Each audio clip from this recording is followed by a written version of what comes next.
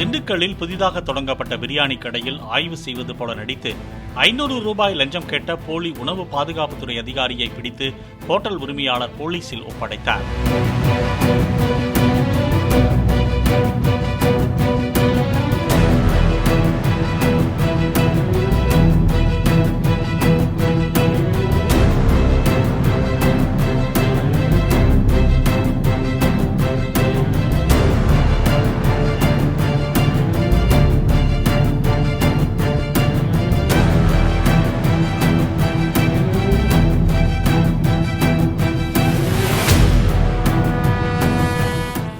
Play store மற்றும் app ஸ்டோரில் இருந்து பாலிமர் செயலியை QR கோடு மூலம் பதிவிறக்கம் செய்யுங்கள்.